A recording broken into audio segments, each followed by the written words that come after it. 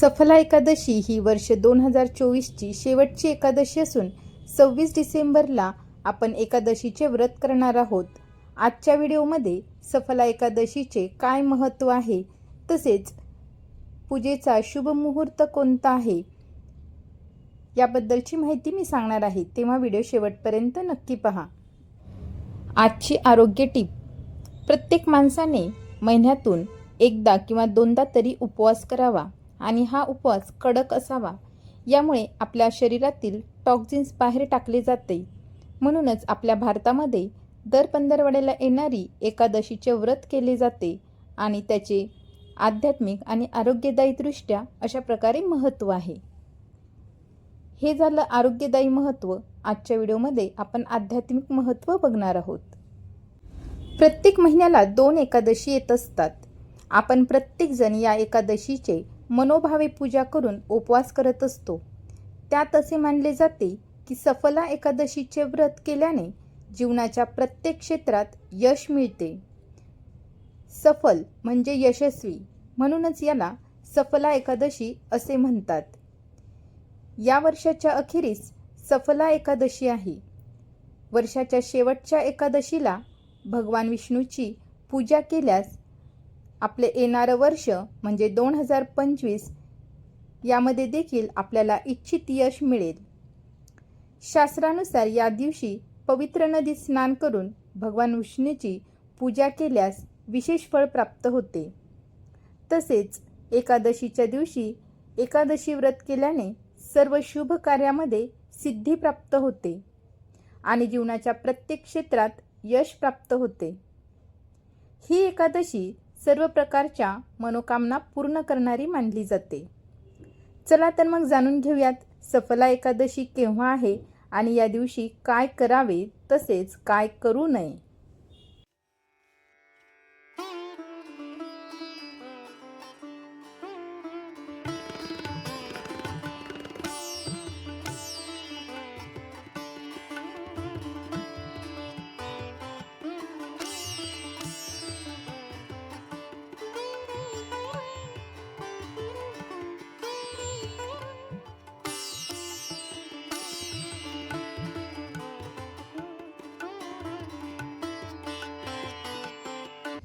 पंचांगानुसार यावर्षीची शेवटची एकादशी म्हणजेच सफला एकादशी 26 डिसेंबरला गुरुवारी आहे. मार्गशीर्ष महिन्यातील महालक्ष्मी व्रताचे उद्यापन देखील उद्याच म्हणजे 26 डिसेंबरला गुरुवारीच आहे. त्यामुळे बऱ्याच जणांना प्रश्न पडला की उद्यापन कधी करावे. तर उद्यापन हे उद्याच म्हणजे 26 डिसेंबरला एकादशीच्या दिवशी केले तरी चालेल.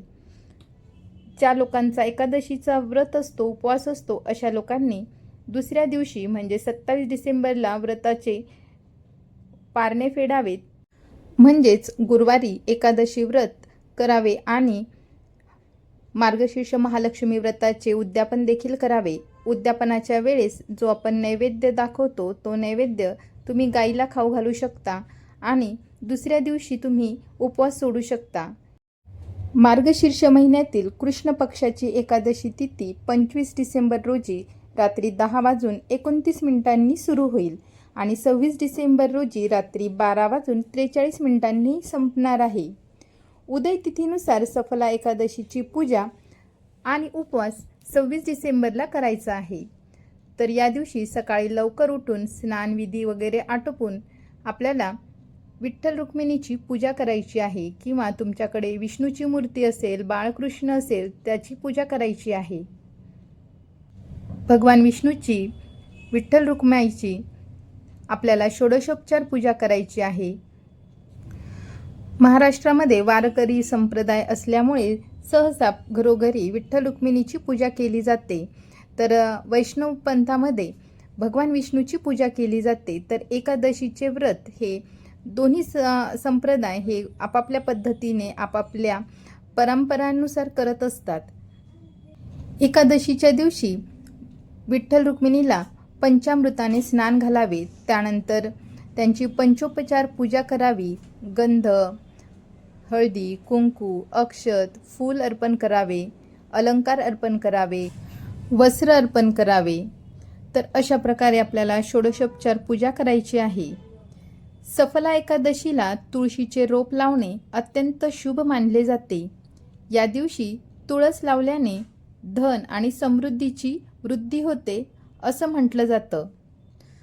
घराच्या उत्तर, पूर्व किंवा ईशान्य दिशेला तुळशीचे रोप लावावे, कारण तुळशीचे रोप घरात सकारात्मक ऊर्जा आणते. तुम्हाला जर एकादशीला उपवास ठेवता येत नसला तरी वर्षाची शेवटची एकादशी असल्याने या दिवशी मान्यतेनुसार पूजा करून दान करावे. असे केल्याने भगवान विष्णू प्रसन्न होतात. तसेच या सफला एकादशीला तुम्ही भगवान विष्णूला खीर अर्पण करावी. या खिरीमध्ये तुळशीचे पान घालायला मात्र विसरू नये. तुळशीला लक्ष्मीचे रूप मानले जाते, त्यामुळे तुळशीची पूजा केल्याने धनप्राप्ती होते. कोणत्याही एकादशीच्या दिवशी तुळशीचे झाड पान तोडू नये, तुळशीला पाणी घालू नये. सफला एकादशीचे व्रत केल्याने तुमच्या सर्व मनोकामना पूर्ण होतात. त्यात जर तुम्हाला काही कारणास्तव उपवास करणे शक्य नसल्यास पूजा करून प्रसाद घ्यावा, यातूनही योग्यता मिळते. तर या ठिकाणी मी रुक्मिणी मातेचा छान असा मळवट भरत आहे. तर विठ्ठल भगवानाला चंदन अष्टगंध लावावे. एकादशीच्या पूजेमध्ये पंचामृताचा समावेश आवर्जून करावा. पंचामृताने स्नान घालावे, पंचामृताचा नैवेद्य ठेवावा. त्याचबरोबर पंचामृतासोबत हंगामी फळं देखील देवाला अर्पण करावीत. पूजा सुरू करण्यापूर्वी दीप प्रज्वलित करावेत. त्यानंतर पूजेचा संकल्प करावा. संकल्प कसा करावा ते या आधीच्या व्हिडिओमध्ये मी सांगितलं आहे.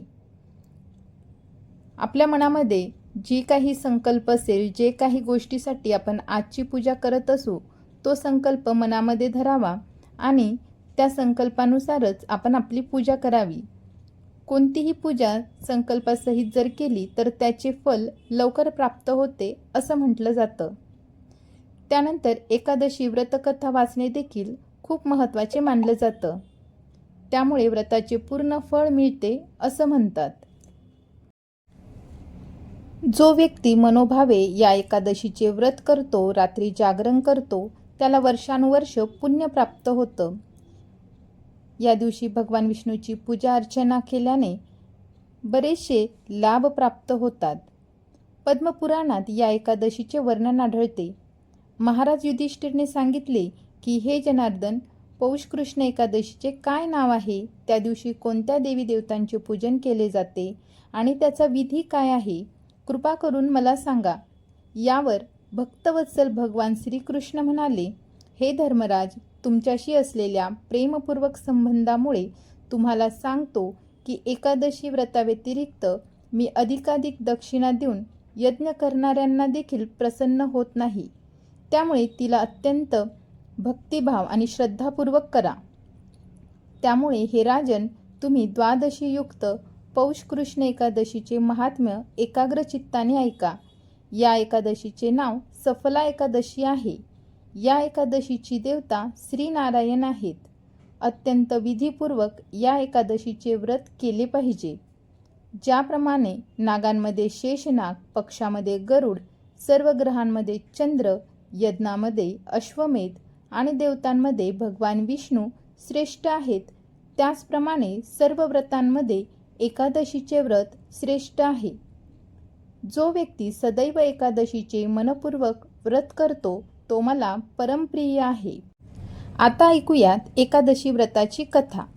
चंपावती नगरामध्ये एक महिष्मान नावाचा राजा राज्य करीत होता. त्याला 4 मुले होती. त्यातील लुंपक नावाचा मोठा मुलगा राजपुत्र हा महापापी होता. तो दररोज परस्त्री आणि वैश्यागमन तसेच इतर दुसऱ्या वाईट कामांकरिता पित्याच्या धनाचा दुरुपयोग करीत होता. मांस खात होता. तसेच देवता, ब्राह्मण, वैष्णव या सर्वांची निंदा करीत होता. जेव्हा राजाला त्याच्या मुलाच्या या कुकृत्याबाबत कळले तेव्हा त्याने त्याला राज्यातून बाहेर हाकलून दिले. पित्याने हाकलून दिल्यानंतर काय करावे म्हणून त्याने चोरी करण्याचा निश्चय केला. दिवसा तो जंगलात राहत होता आणि रात्री आपल्या पित्याच्याच नगरीमध्ये चोरी करत असे. इतकेच नाही तर तो प्रजेला त्रास देखील देत होता आणि अशा प्रकारे वेगवेगळे कुकर्म करीत होता. त्याच्या या वाढत्या प्रकारामुळे जनता भयभीत झाली होती. बऱ्याच वेळा शिपायांनी त्याला पकडले, परंतु राजाचा पुत्र आहे म्हणून या भीतीपोटी त्याला सोडून देखील दिले. त्यानंतर त्याने जंगलात राहत असलेल्या पशुपक्ष्यांची शिकार करून त्यांना खायला सुरुवात केली. ज्या जंगलामध्ये तो राहत होता त्या ठिकाणी एक भव्य आणि अतिप्राचीन असे पिंपळाचे एक झाड होते. नगरातील जनता त्या पिंपळाच्या झाडाची मनोभावे पूजा करीत असे. त्याच झाडाच्या खाली असा हा महापापी लुंपक राहत होता. या जंगलाला जनता देवी देवतांची नगरी मानत असे. काही काळ गेल्यानंतर लुंपकच्या अंगावरील कपडे पूर्णपणे जीर्ण झाली. तो निर्वस्त्र झाला. त्यात पौष कृष्ण पक्षातील दशमीच्या रात्री पडलेल्या कडाक्याच्या थंडीमुळे तो कडकडू लागला. दिवस उजाडता उजाडता तो मूर्छित झाला. दुसऱ्या दिवशी सूर्योदय झाल्यानंतर सूर्याच्या गरमीमुळे त्याला जाग आली. कसाबसा स्वतःला सावरत तो काही खायला मिळतं का हे पाहण्यासाठी फिरू लागला.